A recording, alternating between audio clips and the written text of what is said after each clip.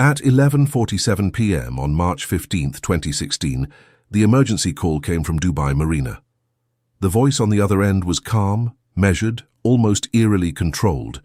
A man reported that his wife had collapsed on their yacht and needed immediate medical attention. The dispatcher, trained to handle distressing situations across the cosmopolitan city, noted something unusual about the caller's tone. There was no panic, no desperation, just a clinical recitation of facts as though he were reporting a business matter rather than his wife's medical emergency. The paramedics arrived at the pristine marina within 12 minutes, their ambulance, cutting through the night, past rows of luxury yachts that bobbed gently in the calm waters. The Sahara Dream, a 65-foot vessel gleaming under the marina's LED lights, stood out among the fleet of expensive boats that lined the harbor. As they boarded, they were met by a tall man in a perfectly pressed white shirt, his dark hair immaculately styled despite the late hour. Nadir Almasri stood motionless near the yacht's entrance, his hands clasped behind his back, watching their every movement with an unsettling stillness. Below deck, they found her. Hailey Rhodes al-Masri, 22 years old, lay unconscious in the master cabin.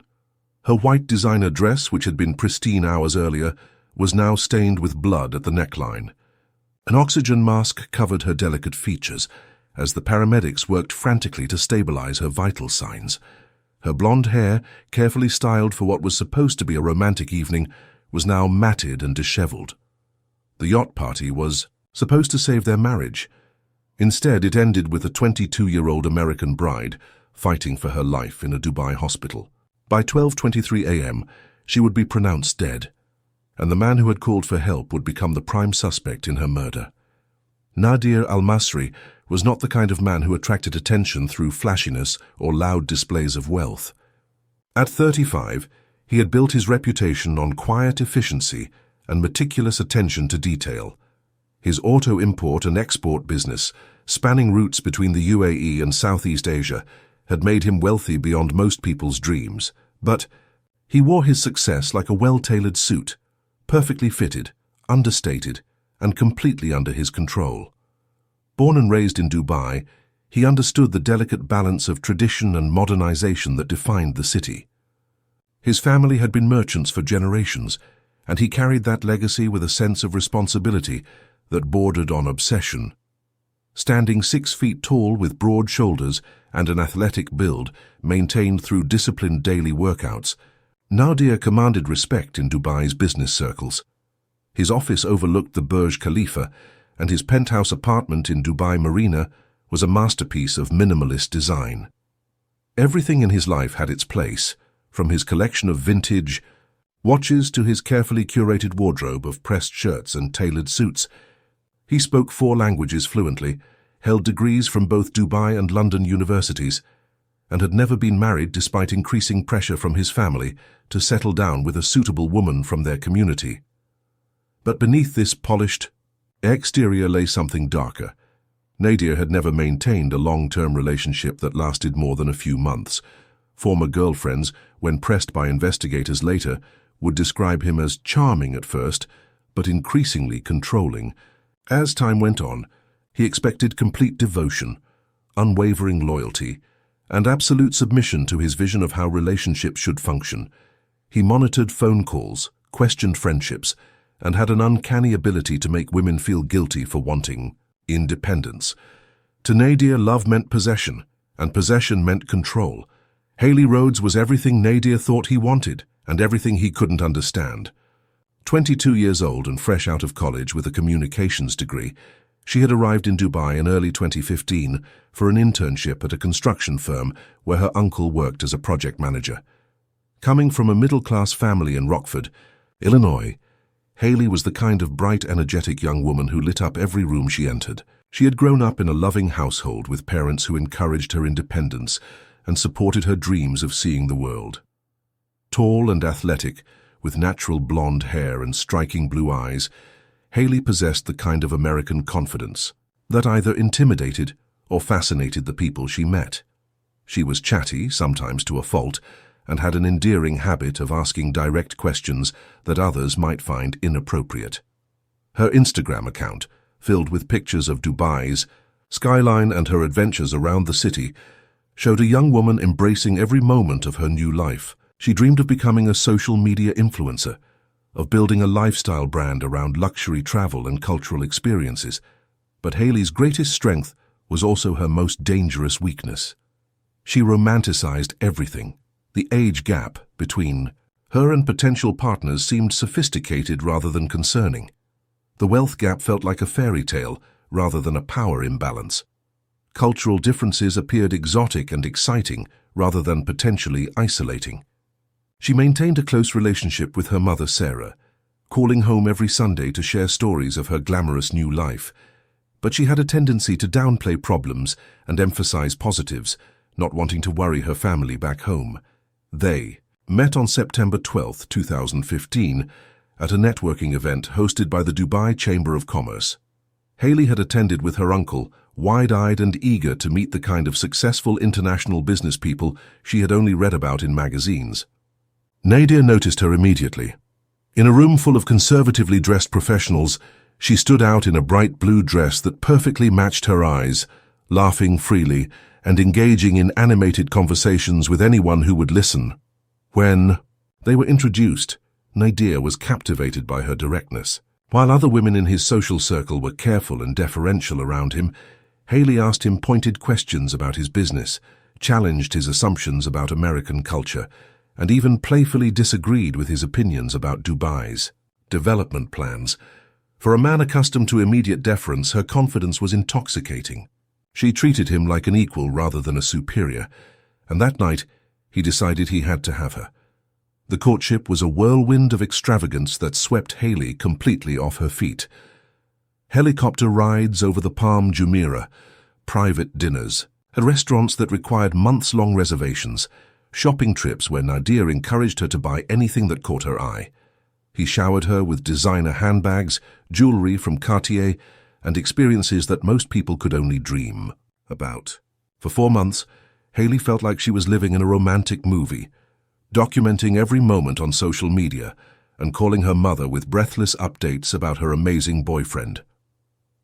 The proposal came on December 15, 2015, during a private dinner on the rooftop of the Burj Al Arab, with the Burj Khalifa sparkling in the distance. Nadir had orchestrated every detail perfectly, from the custom-designed ring to the photographer hidden nearby to capture the moment. When Hailey said yes, tears streaming down her face, she truly believed she was stepping into the perfect life she had always dreamed of. Her mother Sarah, however, expressed concern about the speed of the relationship when Hailey called to share the news. Nadir's family was even less enthusiastic, viewing the young American woman as an inappropriate choice for a man of his standing and traditional values. On January 20, 2016, at precisely 2:09 p.m., Hailey Rhodes became Mrs. Nadir Almasri in a sterile ceremony that lasted exactly 18 minutes. The Dubai courts building felt more like a business transaction than the romantic beginning Hailey had envisioned. There were no flowers, no music, no family members from Illinois, just 2 court-appointed witnesses, an Arabic-speaking clerk, and a translator who mechanically converted the legal formalities into English. Hailey wore a simple white dress purchased the day before. Nadir stood beside her in a navy business suit, his expression serious as he signed document after document. When the clerk pronounced them husband and wife, there was no kiss, no celebration. Nadir simply shook hands with the witnesses and guided Hailey toward the exit with his hand firmly on her back. The first red flag appeared in the courthouse parking garage. As they sat in Nadir's black Mercedes, Hailey excitedly pulled out her phone to post their wedding photo on Instagram. Her fingers moved quickly, adding heart emojis and hashtags about new beginnings. When she showed Nadir the post, his reaction was immediate and volcanic. His jaw tightened, his knuckles turned white, gripping the steering wheel. "Delete it," he whispered dangerously. "Now!" Confused, Hailey tried to explain that she wanted to share their happiness with friends and family, but Nadir's anger intensified. He told her their marriage was private, that broadcasting on social media was inappropriate and disrespectful. When she hesitated, he took the phone from her hands and deleted the post himself. The drive home was completed in silence, with Hailey wondering why her wedding day felt like punishment. The promised honeymoon to Paris was cancelled that evening due to what Nadir called a critical business emergency. Instead of romantic dinners, along the Seine, Hailey found herself alone in his penthouse trying to understand the man she had just married. The penthouse was everything Hailey had imagined. Floor-to-ceiling windows offered breathtaking marina views, sleek modern furniture, expensive finishes everywhere. But as days passed, the luxury began feeling less like a dream and more like a beautiful prison. Every item had its designated place, and Nadir expected that place maintained at all times. Her personal belongings looked shabby among his carefully curated possessions. Nadir's routine was structured to the minute. He woke at 5:30 a.m. for workouts, showered at 6:15 a.m., expected. Breakfast ready by 6:45 a.m. Hailey, never an early riser, struggled to adapt. When she suggested eating breakfast together at a reasonable hour, Nadir explained that successful people didn't adjust schedules for comfort. His tone was patient but firm, like a teacher addressing a slow student. By January's end, Hailey realized her independence was now viewed as a problem to be solved. When she wanted to continue her construction firm internship, Nadir explained it was inappropriate for his wife to work for someone else. When she suggested meeting other expatriate women for coffee, he questioned why she needed friendships outside their marriage. When she asked about exploring Dubai while he worked, he reminded her the city could be dangerous for women alone. The isolation happened gradually. First, Nadir discouraged her American friendships, explaining they couldn't understand her new life. Then he began monitoring phone calls, always with reasonable explanations about protecting her from scammers. When Hailey's mother called, Nadir often took the phone himself, assuring Sarah that Hailey was perfectly happy but busy adapting to married life. Financial control was perhaps most insidious. While joint accounts gave Hailey access to seemingly unlimited funds, every purchase was monitored and questioned. When she bought a dress without asking, Nadir explained financial decisions should be made together. When she ordered lunch from an unapproved restaurant, he suggested she was being wasteful. The constant scrutiny made every decision fraught with potential conflict. By February 10th, Hailey's phone calls home had changed completely. Where once she bubbled with excitement about glamorous life, now she spoke in carefully measured sentences, aware Nadir might be listening. When her mother asked directly if she was happy, Hailey hesitated just long enough for Sarah to notice.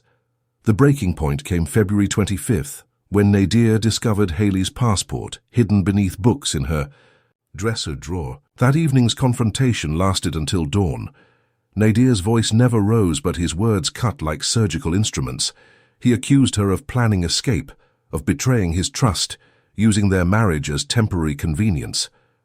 For the first time since their wedding, Hailey fought back, telling him marriage should be partnership, not ownership, that his love felt like possession. When February 26th sun rose, both knew something fundamental had broken between them. On March 10th, 2016, as dawn broke over Dubai Marina, Hailey stared at her reflection in the bathroom mirror and made a decision that would seal her fate. The woman looking back at her bore little resemblance to the confident college graduate who had arrived in Dubai 15 months earlier. Dark circles shadowed her eyes, her cheekbones were more prominent from stress-induced weight loss, and her smile had become a practiced mask that never quite reached her eyes. But that morning, she chose hope over despair. The idea came to her while scrolling through her old Instagram posts, back when she could share freely without Nadir's approval. She found photos from their early courtship, helicopter rides, sunset, dinners, moments when his attention felt like love rather than surveillance. Their one-month wedding anniversary was approaching on March 15th, and Hailey convinced herself that one grand romantic gesture could remind Nadir of why they had fallen in love in the first place. For 3 days, she researched yacht rental companies with the methodical precision of someone planning a military operation. She couldn't use their joint credit card without Nadir noticing, so she liquidated the small emergency fund her mother had insisted she maintain in her personal account. The Sahara Dream, a 65-foot luxury yacht, was available for the Evening of March 15th. The rental fee would drain her savings completely, but Hailey saw it as an investment in their future. She planned every detail in secret. A private chef would prepare Nadir's favorite Lebanese dishes. String lights would transform the deck into an intimate dining space. She even arranged for a violinist to play during dinner, remembering how Nadir had mentioned classical music during one of their early conversations. This would be their fresh start, their chance to remember what had brought them together before control and fear had poisoned everything between them. When Hailey presented the plan to Nadir on March 12th, his initial reaction was pure suspicion. His dark eyes narrowed as she explained the yacht reservation, the private dinner, the anniversary celebration. "Why now?" he asked, his voice carrying the weight of accumulated distrust. "What are you trying to prove?" But as Hailey continued talking, describing how much their marriage meant to her, how sorry she was for the misunderstandings, how grateful she was for his patience, something shifted in his expression. Nadir interpreted her gesture not as romantic reconciliation, but as complete submission. Here was proof that his methods were working, that Hailey was finally understanding her place in their marriage. The yacht party became, in his mind, a symbol of her surrender to his authority. He approved the plan with the satisfied air of a general, accepting an enemy's unconditional surrender, not recognizing that his wife was making one final, desperate attempt to save what was left of their love. But while Hailey planned their romantic evening, Nadir's paranoia had reached dangerous new heights. Since discovering her hidden passport, he had been conducting surveillance with the thoroughness of a private investigator. He had installed tracking software on her phone, reviewed their internet history hourly, and even followed her during her rare excursions outside the penthouse. What he found confirmed his worst fears and shattered what remained of his capacity for rational thought. The U.S. Consulate contact was the smoking gun he had been dreading. Buried in her browser history, Nadir found searches for annulment Dubai, American Women's Rights UAE, and domestic violence support services. She had downloaded PDFs about legal separation procedures and saved bookmarks to websites for expatriate women in crisis. Most damning of all were the screenshots she had taken of their arguments, the photos documenting moments when his control had crossed into physical intimidation. Each piece of evidence felt like a knife twisting in his chest. Nadir had convinced himself that he was protecting Hailey, providing for her, loving her the way a traditional husband should love his wife. To discover that she viewed his care as abuse, his protection as imprisonment, his love as violence, it was more than his pride could bear. The humiliation burned through him like acid, destroying his carefully constructed self-image as a devoted husband and respected businessman. The timing of her yacht proposal now seemed suspicious rather than romantic. Was this her exit strategy? Her public setting where she could humiliate him in front of witnesses, or perhaps a distraction while she finalized her escape plans? Nadir's mind raced through possibilities, each scenario more devastating than the last. His family had already begun asking pointed questions about Hailey's absence from social gatherings. Business associates whispered about his young American wife, who was never seen in public. The gossip was building, and Nadir could feel his reputation, the foundation of his entire identity, beginning to crumble. By March 13th, Nadir had reached a cold, calculated decision. The yacht party would indeed be their fresh start, but not in the way Hailey imagined. It would be an opportunity to establish clear boundaries, to make her understand once and for all that there would be no leaving, no divorce, no public humiliation of his family name. The isolation of the yacht, the privacy it provided, the distance from witnesses, all of these factors aligned perfectly with his need to address their marital problems definitively. March 14th dawned bright and clear, with Hailey moving through their penthouse with an energy Nadir hadn't seen in weeks. She hummed while preparing breakfast, chatted excitedly about the evening ahead, and even managed to post a carefully worded message on Instagram about looking forward to a special evening with my husband. For the first time in months, she seemed genuinely happy, and that happiness felt like a mockery to Nadir's suspicious mind. While Hailey spent the afternoon choosing her dress and arranging final details, Nadir made a series of phone calls to His office, informing his assistant that he would be unavailable for the next few days due to a family matter requiring extended attention. His tone was businesslike, professional, giving no hint of the storm brewing beneath his calm exterior. He researched yacht safety protocols with the same attention to detail he applied to business contracts, studying emergency procedures and communication systems with an intensity that had nothing to do with ensuring a romantic evening. That night, as Hailey called her mother to share her excitement about their anniversary celebration, her voice carried a hope that Sarah hadn't heard in months. "I think we're going to be okay, Mom," Hailey said, her words floating across the international connection like a prayer. "Tomorrow night will change everything." She was right about that, though not in the way she imagined. As Nadir listened, from the next room her optimism felt like the final insult, the last proof that she would never truly understand the depth of his love, or the lengths he was prepared to go to keep her forever. At exactly 6 p.m. on March 15, 2016, the Sahara Dream departed Dubai Marina under a perfect Arabian sunset.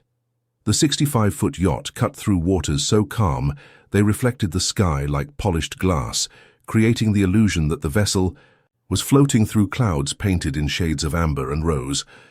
Captain Ahmed Hassan, a veteran of 20 years navigating these waters, noted in his log that conditions were ideal: light winds, excellent visibility, and a forecast promising clear skies through midnight. The four-person crew had been briefed that this was an intimate anniversary celebration requiring discretion and minimal interaction. Hailey emerged from the cabin wearing a flowing white dress with a delicate gold sash at the waist, her blonde hair catching the evening light as she moved excitedly around the deck. She chatted with the crew in her friendly American way, asking about their families and complimenting the yacht's elegant appointments.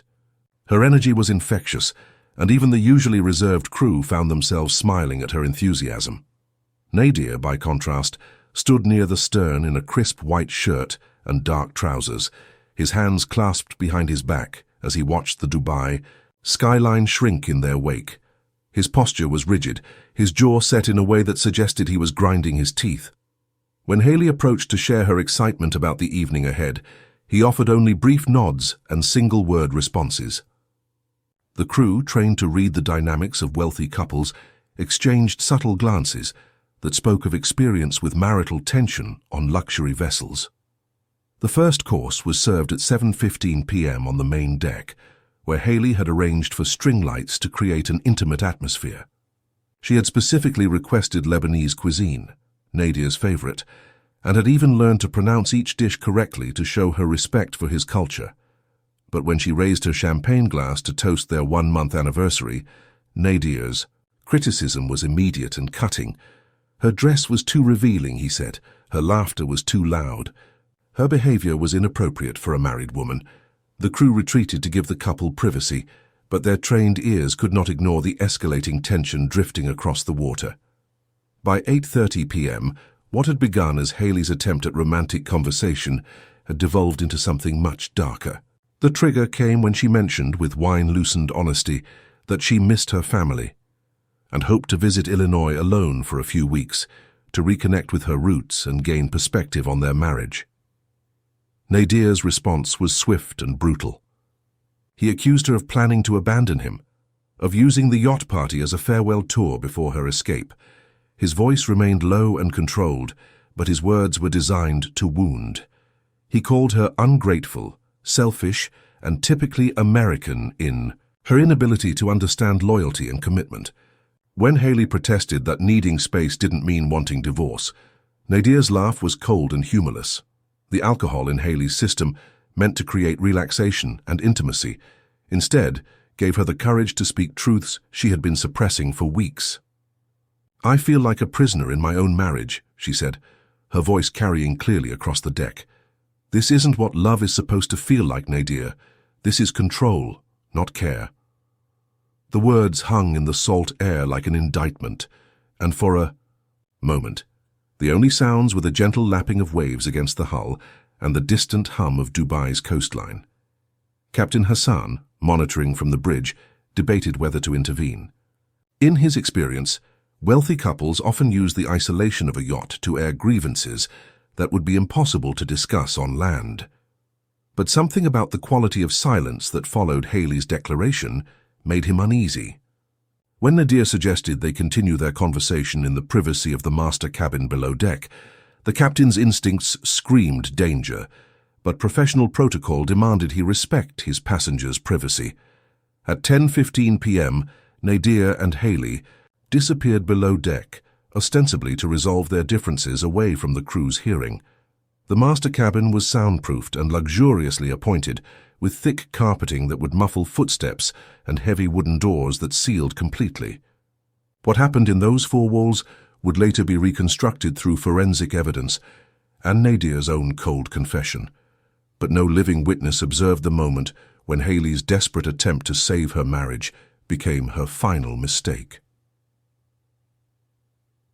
2. Gold sash from her dress, chosen that morning because she thought it made her look elegant and feminine, became the instrument of her death. There were no defensive wounds on her body, no signs that she had fought back or even realized what was happening until it was too late. The trust that had brought her to Dubai, that had led her to marry a man she barely knew, that had convinced her one romantic evening could heal months of abuse. That same trust made her vulnerable until the very end. By 10:20 p.m., Hailey Rhodes al-Masri was dead, and Nadir stood over her body with the calm detachment of a man who had just completed a necessary business transaction. He checked her pulse twice to confirm what he already knew, then spent several minutes arranging the scene to support the story he was already constructing in his mind. When he emerged from the cabin 20 minutes later, his transformation was complete. The angry husband had disappeared, replaced by a concerned man whose wife had suddenly fallen gravely ill. His performance was masterful. He informed the crew that Hailey was suffering from severe seasickness and possible alcohol poisoning, that she had become violently ill and lost consciousness. His instructions to return immediately to Marina were delivered with the authority of a man accustomed to being obeyed in crisis situations. The crew, focused on emergency procedures, had no reason to doubt his account or question his calm demeanor. At 11:35 p.m., as the yacht approached Dubai Marina, Nadir placed the call that would begin the official record of Hailey's death. His voice, when he spoke to the emergency dispatcher, carried just the right note of controlled panic, concerned but not hysterical, authoritative but appropriately worried. By 11:47 p.m., paramedics were rushing aboard the Sahara Dream, finding a young woman who appeared to be the victim of a tragic medical emergency rather than her husband's calculated rage. At 12:23 a.m. on March 16, 2016, Dr. Amira Khalil pronounced Hailey Rhodes al-Masri dead at Dubai Hospital's emergency department.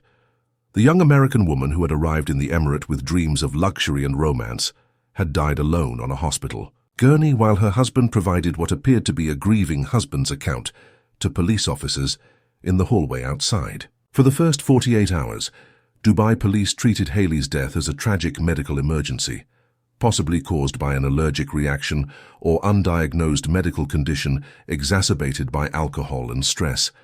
But the autopsy performed on March 18th revealed a different truth entirely. Dr. Khalil's examination uncovered ligature marks consistent with strangulation, specifically patterns indicating a fabric sash had been used as the murder weapon. Most telling was the complete absence of defensive wounds. Hailey had not fought back, suggesting she had trusted her attacker until the moment of death.